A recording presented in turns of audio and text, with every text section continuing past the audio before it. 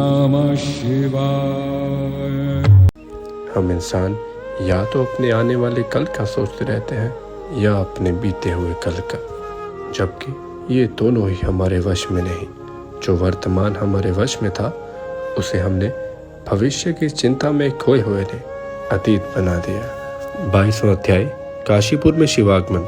सूर्य बोले, सत्य सनातन विकार रहित सदाशिव ने स्त्री पुरुष के भेद से स्वरूप धारण करके प्रकृति तथा पुरुष को पैदा किया।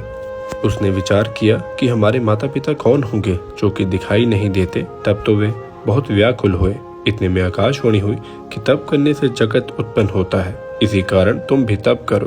तब दोनों बोल उठे, स्वामी तप तो हम करें, पर कहाँ बैठ कर करें, हमें तो कहीं स्थान भी दिखाई नहीं देता।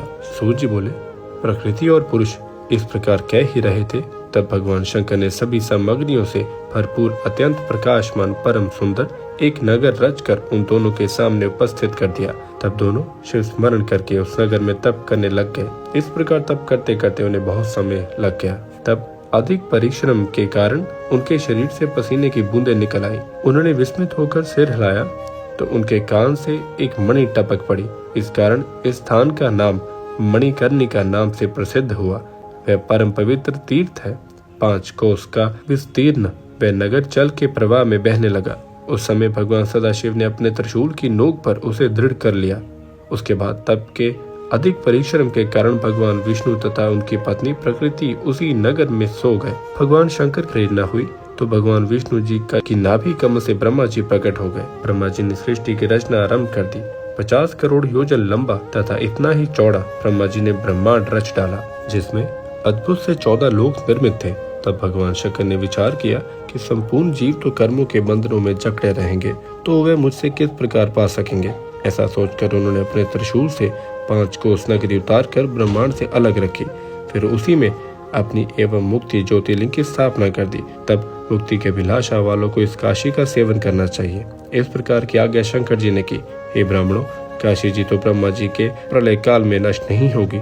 करोड़ों प्रकार की ब्रह्मादिक हत्याओं महापाप इसी के सेवन से नाश हो जाते हैं। मोक्ष देने में तो यह प्रसिद्ध एवं सर्वश्रेष्ठ है। इसकी महिमा सहस्त्रों वर्षों तक तो नहीं कही जा सकती।